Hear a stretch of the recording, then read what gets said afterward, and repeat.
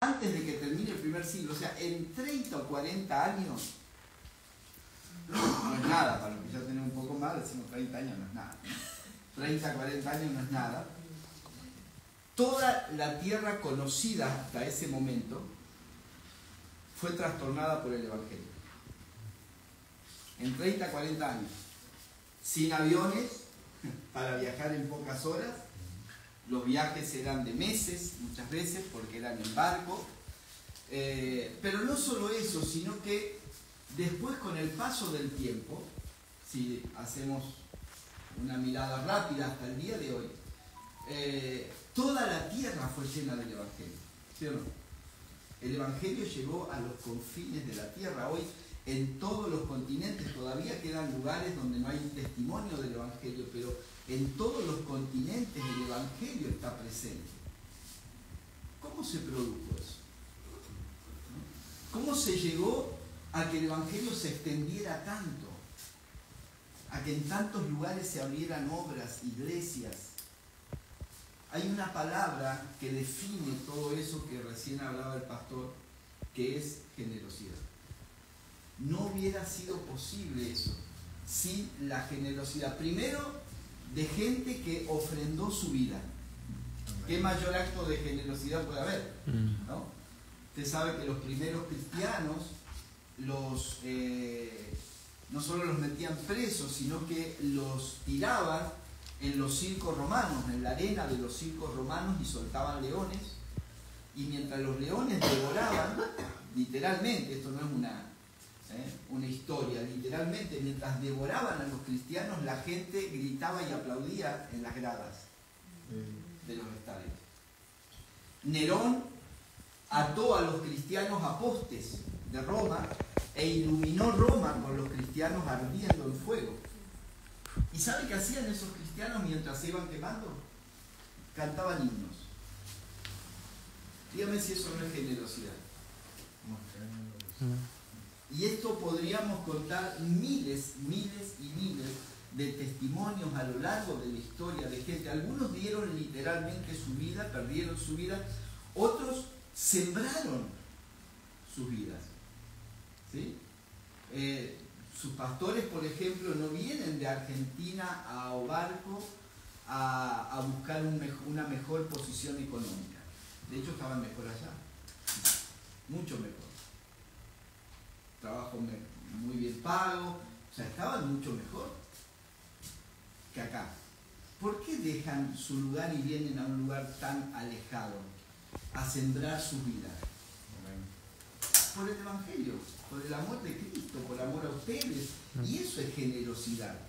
Entonces, yo a veces me planteo, ¿no? Digo, ¿cuánto conocemos de Cristo? ¿Cuánto amamos realmente el Evangelio al punto de estar dispuesto a renunciar a cosas por el Evangelio? La mayoría de la gente quiere el Evangelio para que Dios le dé cosas. Pero pocos son los que están dispuestos a dar por el Evangelio. Siempre me impacta, y lo cuento, todavía no estoy predicando, esto es una picadita, un pica. Todavía me llama tanto la atención y me da tristeza, sinceramente, cuando lo pienso, ¿no? A mí me gusta mucho el fútbol y veo lo que se paga por los jugadores. Cifras obscenas, ¿no? 100 millones de euros, 150 millones, no tenemos ni idea de lo que sería esa cantidad de plata, ¿no? Y uno dice, las cosas que podríamos hacer para el Señor con ese dinero, ¿no? Ahora, ¿por qué ellos lo tienen y nosotros no? ¿Por qué el fútbol, a nosotros alquilar, rentar un local como este, no, es un desafío de fe, ¿sí o no? Sí. Amén. Y los clubes de fútbol edifican estadios para 40, 50, 80 mil personas con todo lo mejor. ¿Por qué ellos pueden y nosotros no? ¿Quiere que le diga por qué? Hay una palabra que define todo eso y es pasión. ¿Quién paga el dinero que se paga por los jugadores? ¿Quién paga el dinero con el que se construyen los estadios? La gente. La ficción. Gente apasionada por su equipo de fútbol. Gente apasionada por un deporte que no tiene problema cada fin de semana, no sé acá cuánto cuesta una entrada a un estadio, 200, 300 euros, 100 euros. Las máscaras sí, pero por ahí, sí, Barata, 50 por ahí. 50 euros. Pero gente que a lo mejor no es que le sobra la plata, ¿sabes? Como cualquiera de ustedes trabaja y está ahí con lo justo, pero saca de donde sea porque yo el domingo tengo que ir a ver a mi equipo.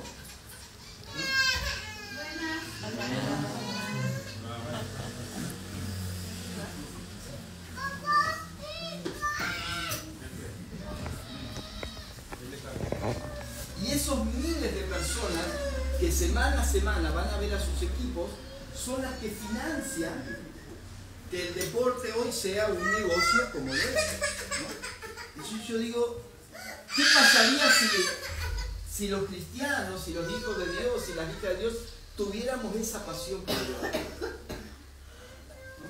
¿Cuántos misioneros podríamos enviar a las naciones a predicar?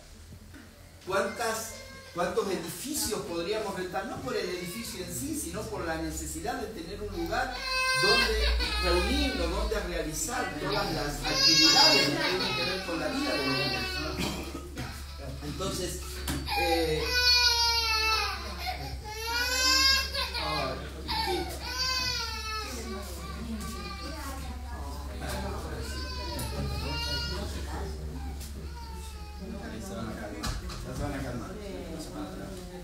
entonces digo, la generosidad, amados, nunca se olviden de eso, perdón que hablo de esto, refuerzo lo que decía el pastor, nunca nos olvidemos que para sostener este lugar, para avanzar aún, hace falta de la generosidad de cada uno. En tiempo, como decía el pastor, de servicio hay que arreglar algo, hay que ayudar, y el dinero va a poder dar al Señor porque es la forma en que el Evangelio ha avanzado a través de los siglos. El Evangelio ha avanzado a través de los siglos. Miren, en Tierra del Fuego hay hay calles con el nombre, edificios con este nombre. El nombre es Allen Gardiner. Allen Gardiner fue un misionero inglés que buscó financiamiento para contratar un barco y llegar hasta Tierra del Fuego a evangelizar a los indígenas de esa zona. Estamos hablando hace muchísimo tiempo. Y él con un equipo se fueron en barco hasta lo último de la tierra, hasta Tierra del Fuego. Y cuenta la historia que cuando estaban a una distancia que podían ver la tierra, la isla, avistaban la isla, dice que el barco encalló. Y ellos pidieron refuerzos, pero los refuerzos no llegaron. Y toda la tripulación murió de hambre y de frío. Toda. Incluido Allen Gardiner. ¿Cómo se sabe eso? Porque él estaba escribiendo su diario y cuando encontraron el barco y toda la gente muerta, estaba el diario de Allen Gardiner, ¿no? Y sus últimas palabras que pudo escribir, dice: las manos están entumecidas, ya no siento mis dedos, apenas puedo mover para escribir estas líneas, y dice, pero mi corazón sigue ardiendo por el Evangelio de Cristo, que llegue a estas personas el Evangelio, ¿no? Y uno dice, gente que estuvo dispuesta, y no estamos hablando del primer siglo, estamos hablando de estos últimos siglos, gente que estuvo dispuesta a dejar su continente, ir a un lugar extraño y morir si fuera necesario. En ese caso fue. Y la muerte de Allen Gardiner, cuando se supo la noticia en Inglaterra de que había muerto, en Australia, en varios lugares que se supo, hubo una cantidad de jóvenes que, impulsados y movidos por esa muerte, decidieron dar su vida a la causa del Evangelio y salir y ir a otras tierras a predicar el Evangelio. ¿Sí? Eso es generosidad. ¿Cuántos lo entienden? Amén. Así es como ha funcionado siempre y como funciona el Evangelio. Adelante. Muy bien, ahora sí vamos a predicar. A full está, ¿no?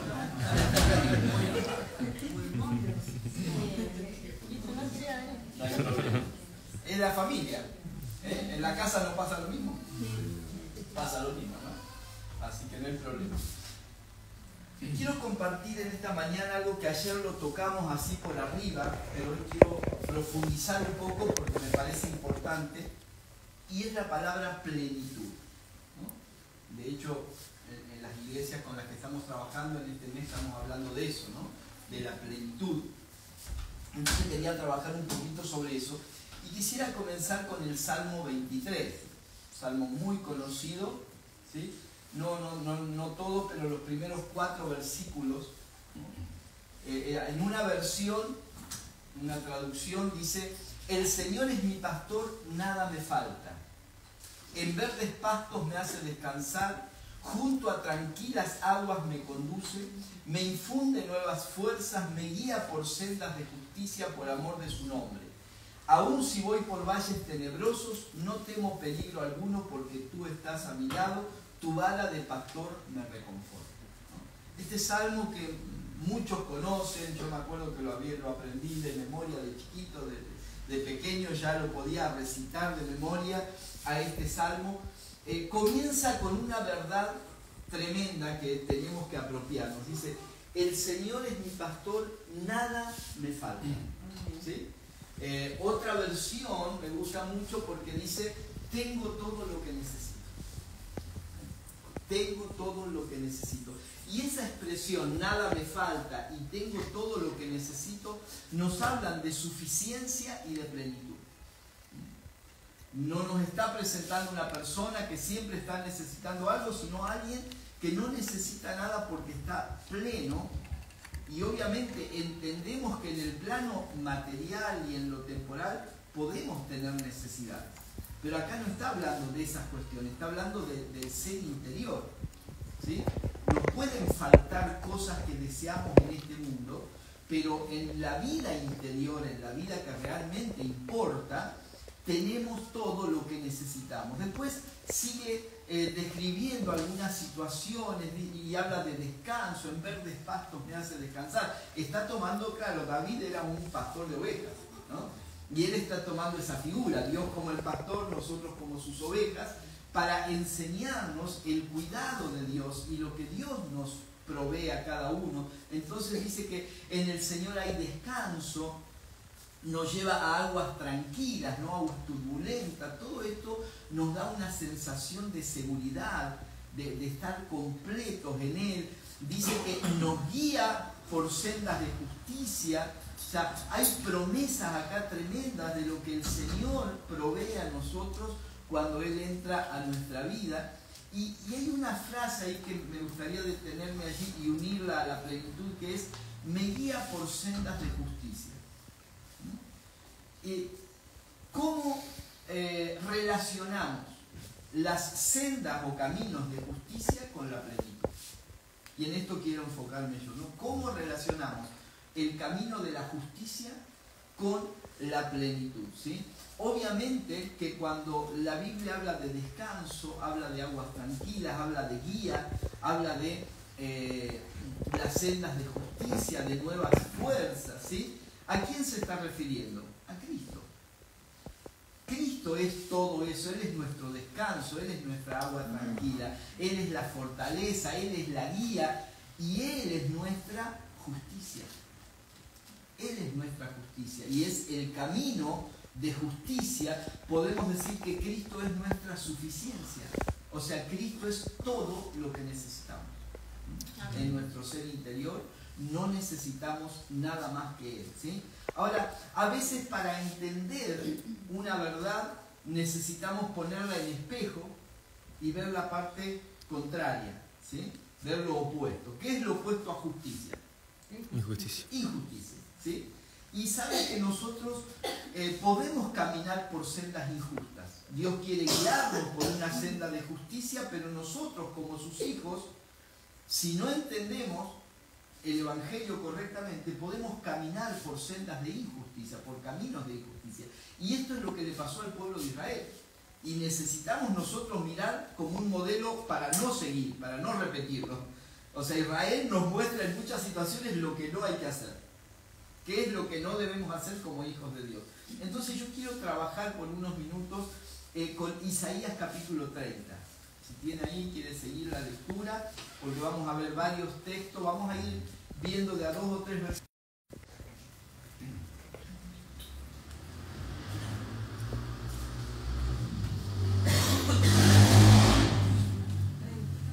Isaías capítulo capítulo 30, vamos a comenzar con el versículo 1.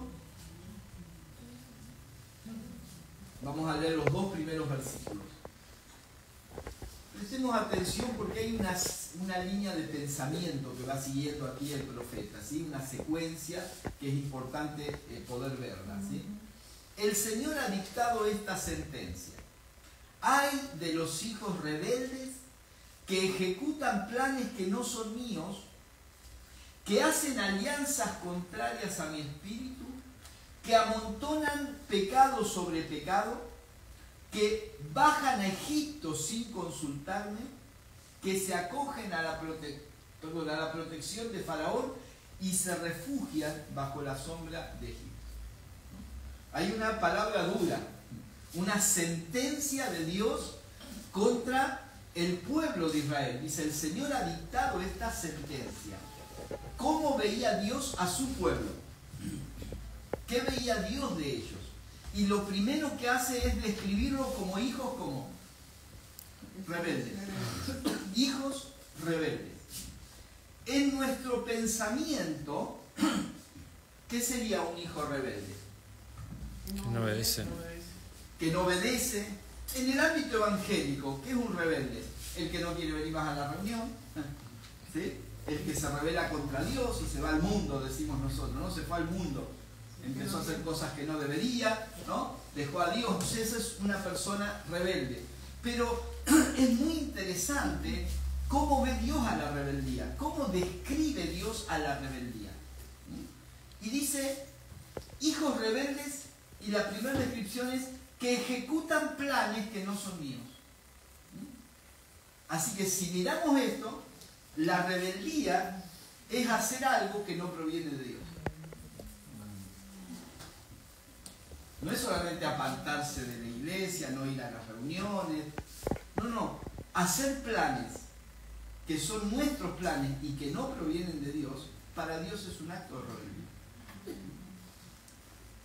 Y esto es importante porque muchas veces cuando no entendemos esta realidad, sí, venimos a la reunión, nos congregamos, somos parte de la iglesia, pero a la hora de decidir cosas sobre nuestra vida, hacemos nuestros propios planes. A veces nos ha tocado aconsejar o charlar con gente que dice, no, me voy a ir a trabajar a otro lugar.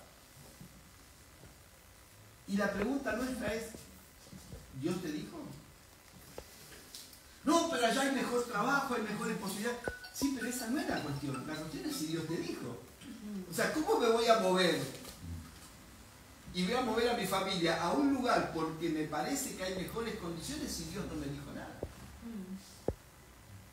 O sea, si vamos a decir que Él es nuestro Señor, tenemos que hablar en serio. Si Él es mi Señor, Él define y decide sobre mi vida. No es que yo decido y después oro para que el Señor bendiga lo que yo decidí y me apoye en lo que yo decidí. No, es lo que Él quiere. Entonces, hacer planes que no son de Dios es un acto de rebeldía. Después dice, fíjense, que hacen alianzas contrarias a mi espíritu.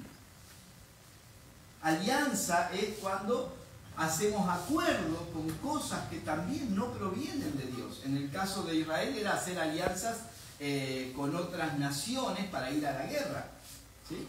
Y claro, Israel miraba y decía, no, me conviene aliarme con este ejército para enfrentar a un ejército más grande. Pero el Señor dice, tal vez en el plano natural te conviene, pero esas alianzas no son mías. Y a veces nosotros hacemos alianzas o con personas o con ideologías o con pensamientos que no provienen de Dios, pero que a nuestro mirar nos conviene. Y eso para Dios es rebeldía. Después dice, fíjese, que amontonan pecado sobre pecado. ¡Wow! Y uno podría decir, bueno, esto deben ser, no sé, adúlteros, ladrones, asesinos. Pero fíjese que no habla de ninguna de estas cosas. ¿Qué es amontonar pecado sobre pecado? Otra vez, hacer planes que no provienen de Dios, alianzas que no provienen de Dios. Luego dice que bajan a Egipto sin consultarme. Es interesante, siempre que la Biblia habla de Egipto, habla de bajar, no de subir. Porque Egipto siempre representa el espíritu de este mundo. Y nosotros tenemos que tener cuidado porque podemos vivir la vida evangélica Y sin embargo, cada vez que nos enfrentamos con alguna situación, acudir a los parámetros de este mundo, al sistema de este mundo, ¿no? Entonces, hemos conocido personas en lo que hablábamos de generosidad, ¿no? Que entendieron por la palabra y que decidieron: yo le voy a dar mi diezmo al Señor todos los meses, yo quiero aportar para la obra de Dios. Así que escucharon un mensaje, tomaron la decisión y dijeron: a partir de hoy mi diezmo es para el Señor. Gloria a Dios, buenísimo. Pero ante la primera circunstancia difícil, no, ya pastor, no voy a diezmar este mes porque no me alcanza. ¿Saben qué es eso? Bajar a Egipto. Es anular una promesa que le hicimos a Dios por falta de fe y por hacer lo que hace todo el mundo. ¿Sí? No tengo plata, no pago la deuda. Y a Dios no le pagamos nada, pero sí, cuando nos comprometemos con Dios, necesitamos ser fieles a Dios. Ahora, el tema es cuando bajamos a Egipto. Bajar a Egipto es hacer aquello que el mundo nos propone, pero que no proviene de Dios, porque no confiamos en realidad. Porque si confiáramos en Dios, le seríamos fiel aunque nos parezca que nos va a perjudicar. Aunque nos parezca eso, confiaríamos en Él. Miren, nosotros, perdón que doy un ejemplo personal, pero cuando estábamos como pastores en la congregación que fundamos, ¿no? Recibíamos como sostén de los diezmos de la congregación, pero una parte de eso volvía, lo volvíamos a la congregación por las necesidades que la congregación tenía, ¿no? Y dábamos mucho más que el diezmo. En un momento dábamos el 40, el 50, después el 60% de lo que nos ingresaba lo volvíamos a la iglesia para que la iglesia pueda avanzar en muchas otras cosas. Y habíamos comprado un vehículo usado que teníamos que pagar una cuota mensual. Y en un momento no nos alcanzaba. No nos alcanzaba para pagar la cuota. Teníamos 4 hijos, había que mandarlos a la escuela, ¿no? Todas las necesidades. Lo más fácil hubiera sido, bueno, en vez de darle el 50 al Señor, le doy el 40. Igual estoy dando más del 10. ¿Estaba bien el pensamiento? O sea, humanamente podríamos decir estaba bien, porque no es que no le estaba dando a Dios, le daba un poquito menos para pagar. Pero como lo hablábamos con mi esposa, nosotros nos comprometimos con el Señor, no con una persona, nadie nos vigilaba en eso. Y nadie iba a saber siquiera si nosotros dábamos menos. Pero como nos comprometimos con el Señor, y para nosotros cualquier compromiso con el Señor es absoluto y no se discute, entonces dijimos: no, veamos cómo lo solucionamos. Pasó el mes, no pudimos pagar, pasó el otro mes, hasta que me vino a ver una señora, a la oficina encima del auditorio, ¿no? Porque era donde yo estaba siempre trabajando. Me vino a ver, era una hermana de otra congregación, pero era, no sé acá si se dice notario, martillero público, ¿no? Los que rematan coches, ¿no? Y me dice: mire, pastor, dice, usted tiene una deuda con su auto, con su vehículo, dice, así que se lo tengo que secuestrar. Bueno, le digo, la verdad, no tengo plata para pagar, así que le digo: haz lo que tengas que hacer, no hay problema. Buscaré la forma. Y si lo pierdo, lo pierdo. Le digo: no hay problema. Y bueno, como el auto, ella no tenía dónde tenerlo, me dice: mire, usted no se va a escapar de acá, lo conocemos, vivimos en una isla, así que téngalo el auto, pero fírmeme el papel de que el auto está secuestrado, pero usted sigue usándolo. Bueno, y después fui a una lugar de abogados que tenían ese tema de la deuda y lo refinanciamos, el Señor nos proveyó y lo pudimos pagar. Pero ¿qué le quiero decir con esto? Que para nosotros no era discutible darle menos a Dios para no perder el auto. La única opción nuestra era: a Dios le vamos a seguir dando lo que nos comprometimos, y si perdemos el auto, lo perdemos, problema nuestro por meternos en una deuda que tal vez no podíamos pagar. Pero yo no puedo sacarle lo que yo le prometí a Dios para un beneficio propio. Porque eso es acudir a Egipto. ¿Ven? Esto es muy práctico. Eso es acudir a Egipto. Es hacer lo que haría cualquiera por un beneficio personal, ¿no? Pero sigo porque si no se va a hacer muy largo. Bajan a Egipto sin consultarme, se refugian bajo la sombra de Egipto.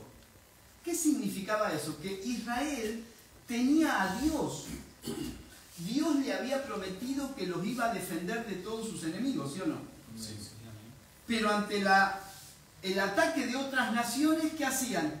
Vamos a pedirle ayuda al faraón. Dios los había sacado de Egipto. Dios los había libertado de Faraón. Y ahora querían pedirle ayuda a Faraón en vez de confiar. Dios los libertó con Gedeón y 300 hombres, los libertó de un ejército de miles. Con David enfrentando a Goliat, Dios los libertó de todos los filisteos. Y viendo todos esos milagros, cuando se veían apretados, seguían buscando Egipto. ¿Ven cómo es el ser humano? Ahora, nosotros no somos muy diferentes que Israel. Y Dios les reprocha eso. ¿Por qué no confían en mí? Eso es injusticia. Esas son las sendas de injusticia. No confiar en aquel que nos ha prometido estar con nosotros en todo momento. ¿Saben lo que significa o lo que representa Egipto? Todo lo temporal, todo lo visible, todo lo externo y todo lo sensorial. Cuando yo necesito para sentirme pleno tener cosas temporales, estoy acudiendo a Egipto. Porque Egipto representa todo eso, todo lo que se gasta con el tiempo. Pero miren lo que sigue diciendo, versículo 3. La protección de Faraón será su vergüenza, el refugiarse bajo la sombra de Egipto su humillación. Aunque en Zoán tengan funcionarios y a Janés hayan llegado sus mensajeros, todos quedarán avergonzados por culpa de un pueblo que les resulta inútil, que no les brinda ninguna ayuda ni provecho, sino solo vergüenza y frustración. O sea, Israel buscaba que Egipto lo salve y Dios le está diciendo que lo único que pueden esperar de Egipto es vergüenza y frustración. Y acá tenemos una comparación. En comparación con la suficiencia de Cristo, ¿sí?, está la insuficiencia de lo temporal. Todo lo temporal, todo lo visible, todo lo externo, lo sensorial, cuando ponemos nuestra esperanza en ello, trae vergüenza, trae humillación y trae frustración. Nuestra plenitud nunca puede estar en nada temporal. Nuestra plenitud no puede estar en un trabajo, nuestra plenitud no puede estar en un carro, no puede estar en una casa, ni en un pasaporte o una ciudadanía. ¿Son cosas que necesitamos? Sí. Y está bien que las tengamos, sí, pero no está ahí nuestra plenitud. Por favor, adelante, no hay problema. Vamos a tomar agua.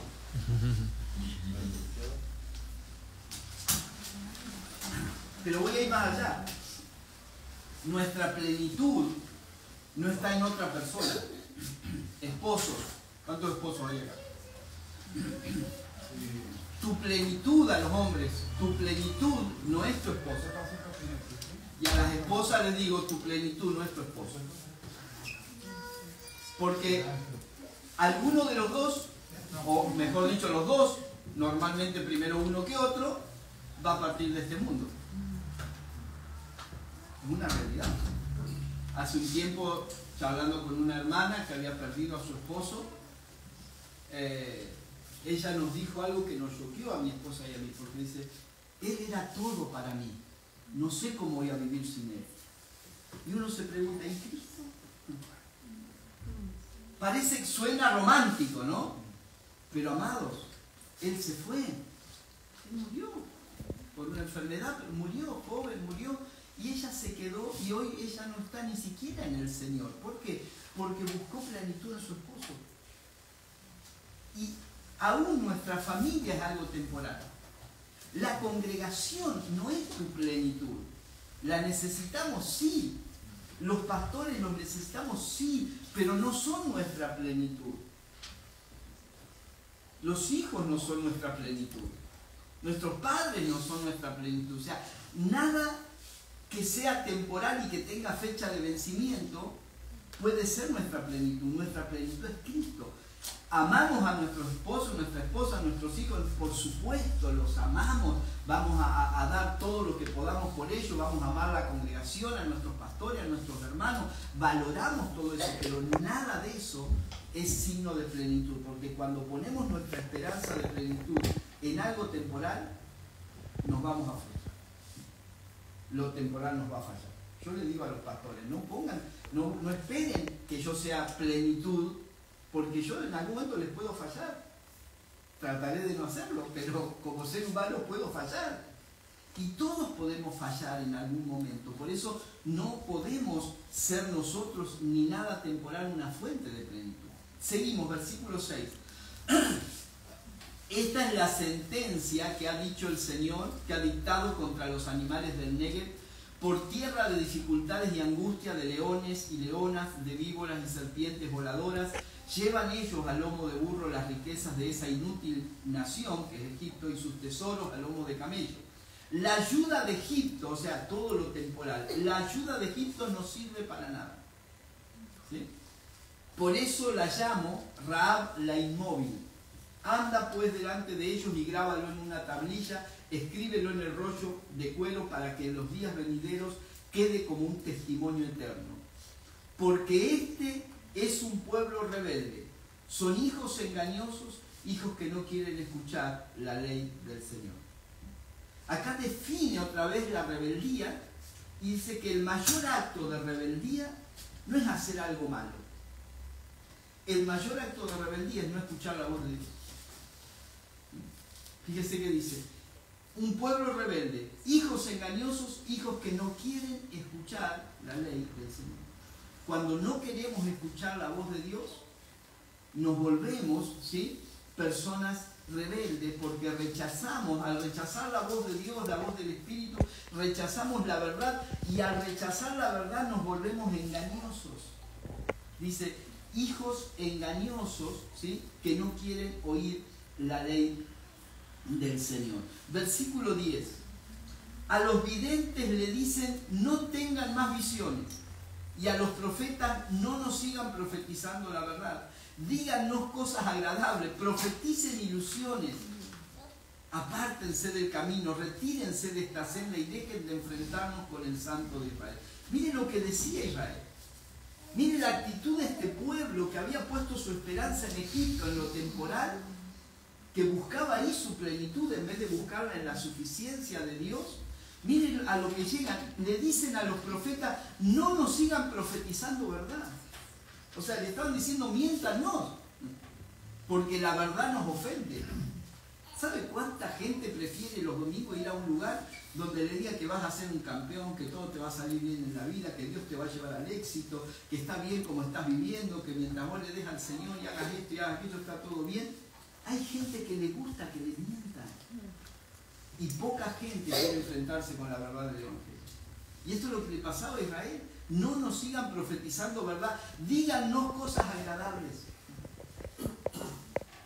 ¿Saben que hay lugares hoy, estamos hablando de congregaciones evangélicas grandes hoy, donde a los pastores asociados o a los colaboradores les dicen que hay ciertas cosas de la vida que no se pueden decir? Que no hablen de pecado. No, la gente no viene a escuchar cosas de pecado, no, la gente viene a que le den un ánimo. Y entonces hay que predicarle cosas agradables, que a la gente le guste escuchar. ¿A quién no le gusta escuchar que digan sos un campeón? No. Todo lo que hagas va a tener éxito. A todos les gusta escuchar eso.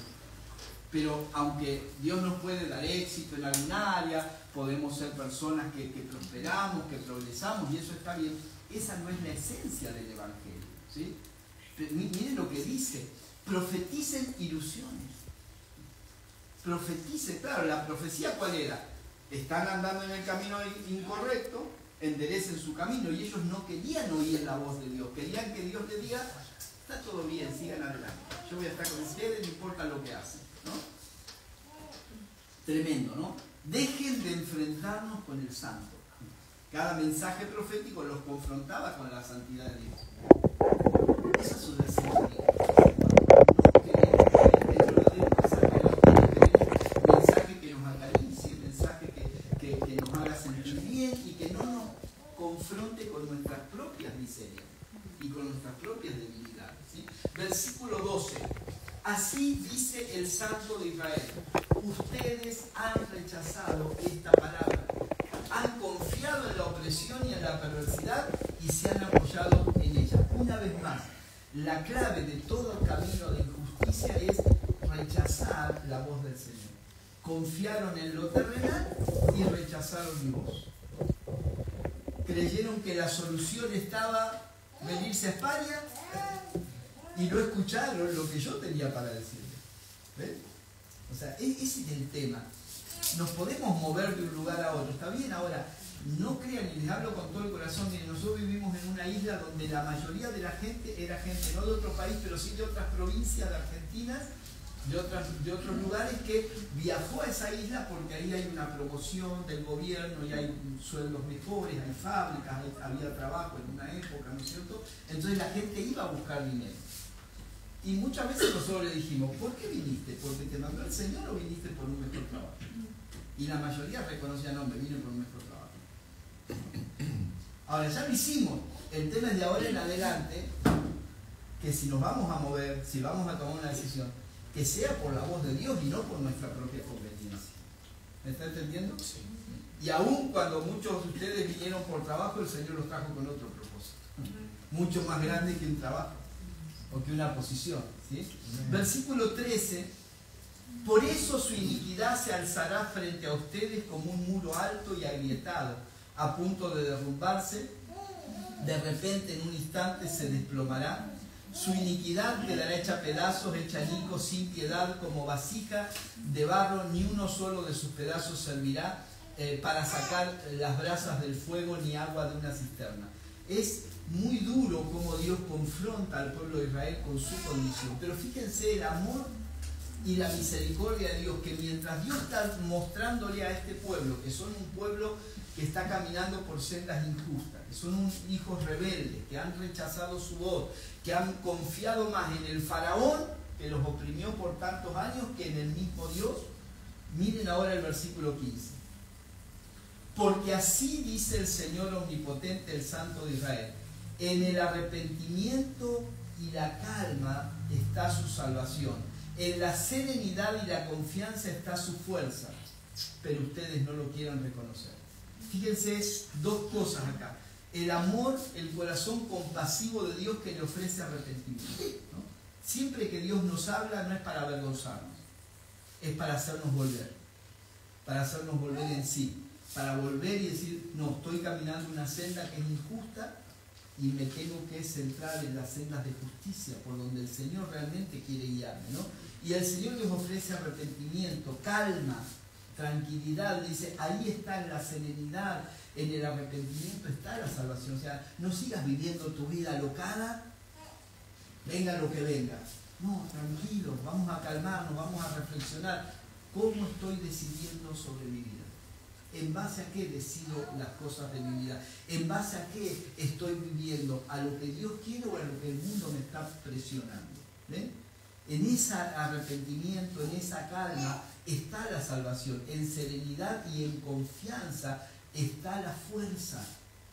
Pero mientras Dios, a ver si usted puede ver las emociones de Dios, mientras Dios está ofreciendo con misericordia toda esa salvación, tiene que reconocer una realidad. Dice: pero ustedes no lo quieren reconocer. Yo les estoy ofreciendo el mejor camino, yo les estoy ofreciendo una vida de plenitud y ustedes no la quieren aceptar. Y no le está hablando a ateos, no le está hablando a gente en nuestra jerga evangélica inconversa, le está hablando a su pueblo. Todas estas personas a las que el Señor le está hablando, todos los sábados se reunían para alabar a Dios. Todas estas personas sacrificaban animales a Dios. Todas estas personas trataban de cumplir la ley de Dios.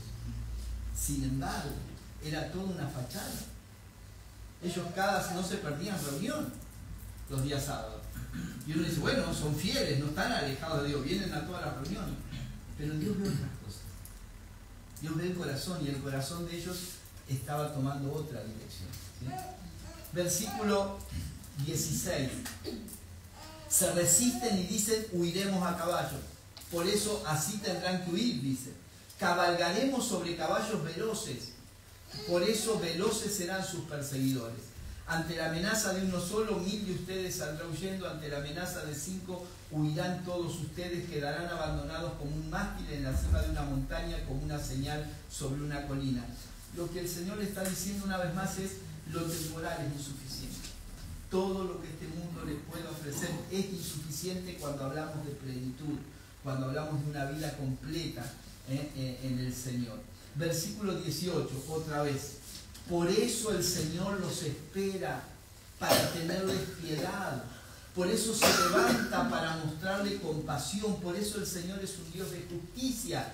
Dichosos todos los que en Él esperan. ¿Puedes ver el corazón de Dios? Por un lado hay una indignidad en Dios.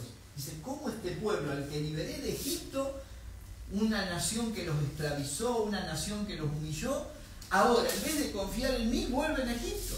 O sea, Dios está indignado con su pueblo, pero dentro de esa indignación, fíjense ahora cuánta piedad el Señor les manifiesta, cuánta compasión, como escuchábamos del samaritano, ¿no? Cuánta compasión, cuánta misericordia de Dios y cuánta justicia. Dios es un Dios, dice, de justicia.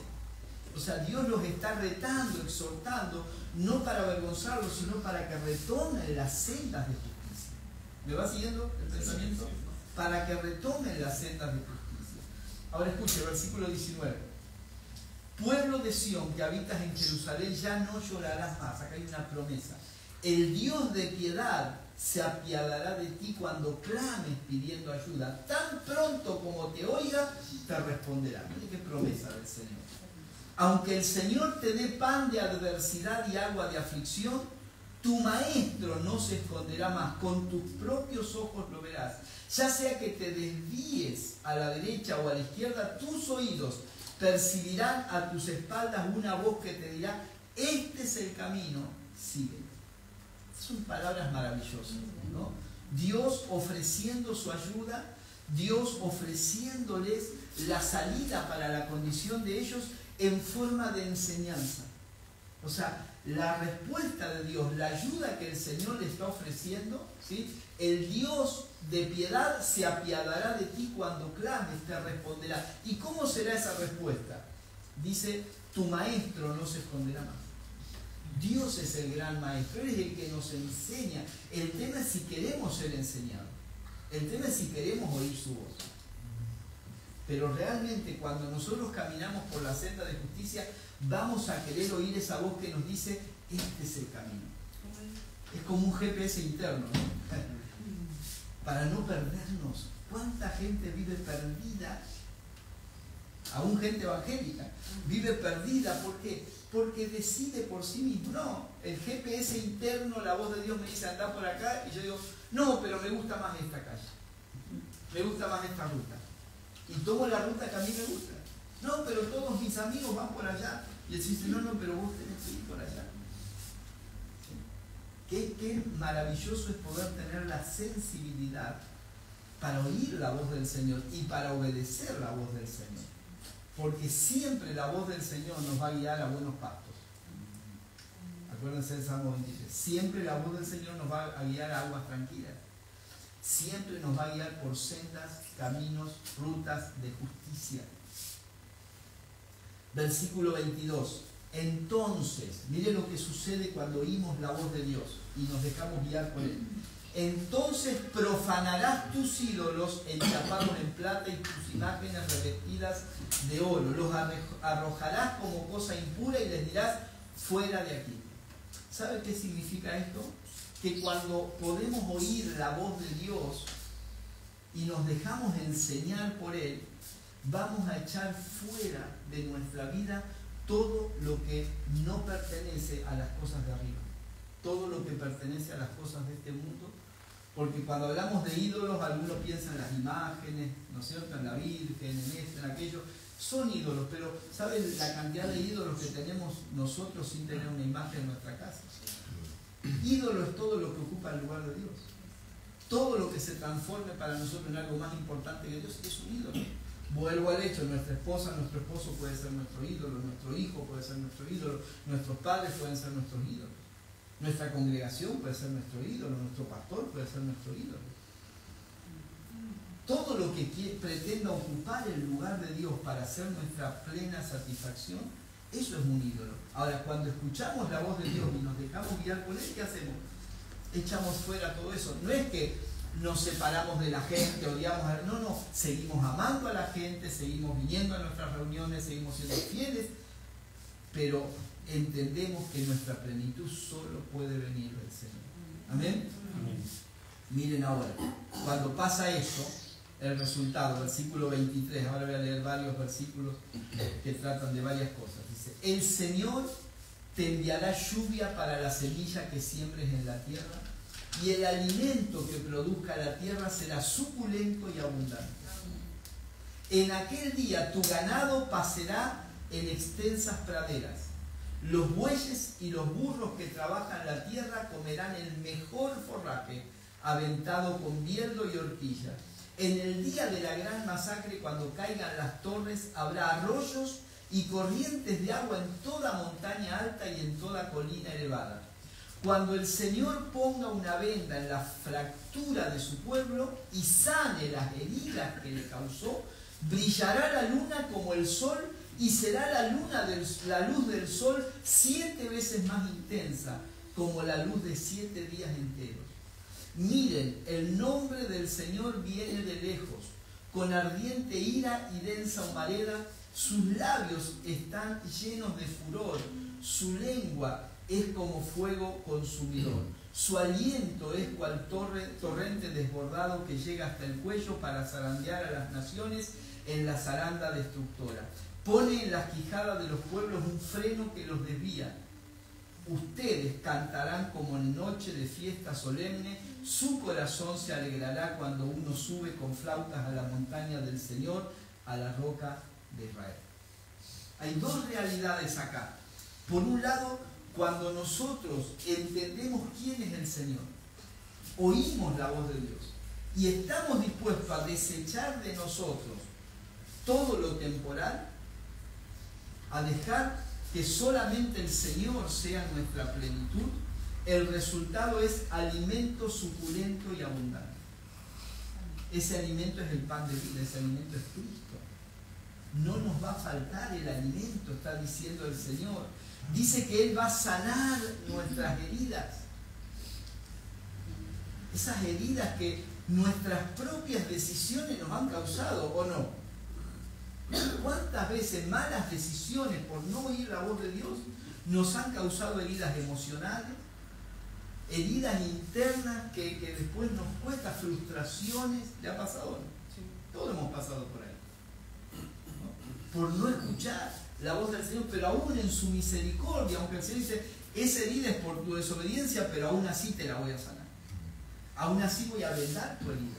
¿Ven? Siempre Dios, por un lado, reprocha a su pueblo, pero por otro lado siempre le ofrece una salida, una acción de misericordia, de amor a su pueblo. Intensa luz, dice que Dios va a ser como la luz de 7 soles. Va a multiplicar la luz para que veamos, para que no andemos a oscuridad. ¿Has tratado de caminar en la oscuridad? ¿A cuánto le ha pasado en la casa levantarse, estar todo oscuro y pegarse el dedito chiquito contra la pata de una mesa? ¿Le pasó? Sí. Yo me lo quebré una vez. Duele, ¿no? Porque la oscuridad produce eso. Ahora, qué lindo es cuando prendemos la luz. Y podemos ver los obstáculos y esquivarlos.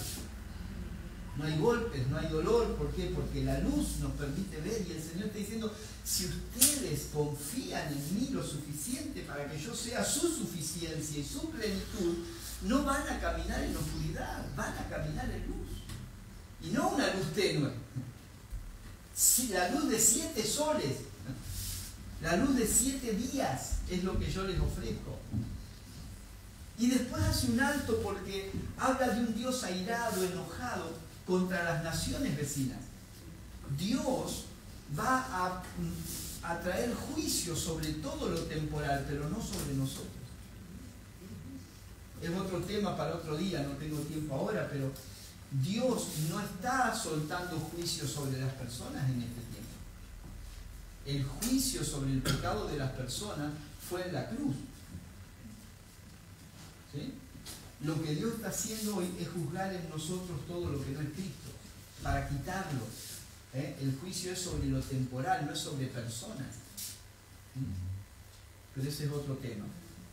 Y entonces dice, ustedes cantarán y su corazón se alegrará. Mire, lo que Dios ofrece cuando nosotros queremos transitar las sendas de justicia: alimento suculento y abundante, sanidad de heridas, intensa luz, cánticos y alegría. Esa es la vida de los santos. Esa es la vida de los hijos de Dios. No es una vida de frustración, no es una vida de insatisfacción, de que siempre nos falta algo. Ay, si tuviera, ay, si me